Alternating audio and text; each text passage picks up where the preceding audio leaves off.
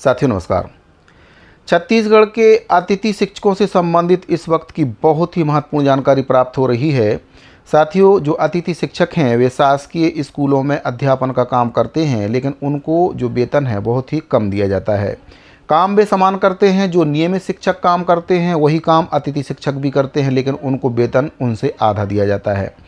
तो इन्हीं सब बातों को देखते हुए छत्तीसगढ़ के अतिथि शिक्षकों के द्वारा नियमितीकरण, समायोजन, समान काम के बदले समान वेतन और अन्य मांगों को लेकर अनिश्चितकालीन हड़ताल की जा रही है। अब सरकार की ओर से अतिथि शिक्षकों को अल्टीमेटम दे दिया गया है कि 27 जुलाई तक अगर वे अपने काम पर वापस नहीं लौटते हैं तो उनकी सेवा को समाप्त कर दिया जाएगा। साथियों, सबसे पहले मैं आपको बताना चाहूँगा कि अतिथि शिक्षकों की मांग क्या है जिसको लेकर वे ये हड़ताल कर रहे हैं। तो साथियों, समान काम के लिए समान वेतन की मांग ये कर रहे हैं। नियमित शिक्षकों जैसा ही काम इनके द्वारा किया जाता है, इसलिए इन्हें समान वेतन और भत्ते दिए जाएं, पहली मांग। संविलियन नियमितीकरण की मांग कर रहे हैं। नियमित शिक्षकों की तरह इनकी सेवा को समायोजित किया जाए और इनको संविलियन किया जाए, ये भी इनकी मांग है, प्रमुख मांग है। स्थायी सेवा सुरक्षा की मांग इनके द्वारा की जा रही है। अनुभव का लाभ इनको दिया जाए, लंबे समय से काम कर रहे हैं तो इनको अनुभव का लाभ दिया जाए। अनुभव को मान्यता देते हुए भविष्य में जो भर्ती होगी उसमें इनको प्राथमिकता दी जाए। तो ये सब मांगों को लेकर अतिथि शिक्षक अनिश्चितकालीन हड़ताल कर रहे हैं। सरकार से बातचीत करने का भी प्रयास इनके द्वारा किया जा रहा है कि सीधे माननीय मुख्यमंत्री जी से, माननीय शिक्षा मंत्री जी से मुलाकात हो और कोई ठोस आश्वासन इनको दिया जाए, इनकी मांगों पर सरकार कार्यवाही करे, तभी ये हड़ताल समाप्त करेंगे। लेकिन सरकार के द्वारा बातचीत का रास्ता ना अपनाकर दमनात्मक कार्रवाई करते हुए एक सख्त आदेश जारी कर दिया है। आदेश में कहा गया है कि जो भी अतिथि शिक्षक 27 जुलाई तक अपने काम पर नहीं लौटते हैं उनकी सेवा को समाप्त कर दिया जाएगा।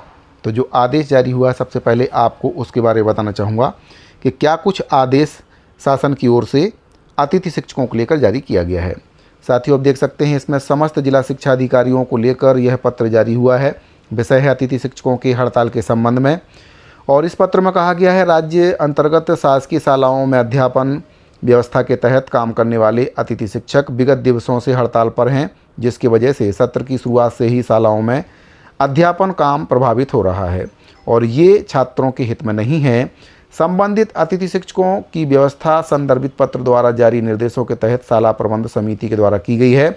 वर्तमान में हड़तालरत अतिथि शिक्षकों को दिनांक 27/7/2026 तक कार्यरत संस्था में छात्रों के हित को दृष्टिगत रखते हुए अध्यापन कार्य पर लौटने के लिए शाला प्रबंध समिति के द्वारा निर्देशित किया जावे।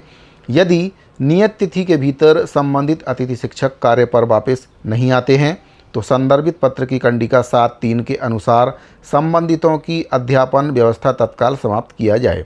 प्रभारी संचालक लोक शिक्षण संचालनालय से ये पत्र जारी कर दिया गया। तो साथियों, ये दमनात्मक कार्यवाही है, क्योंकि इतने वर्षों से तो अतिथि शिक्षक अपनी सेवाएं देते आ ही रहे हैं, लेकिन सरकार ने इनके बारे में कभी भी नहीं सोचा कि ये इतना अच्छा काम कर रहे हैं, स्कूलों में बच्चों को पढ़ाते हैं, नियमित शिक्षकों की तरह ही ये भी मेहनत करते हैं, लेकिन इनको वेतन आधा दिया जाता है।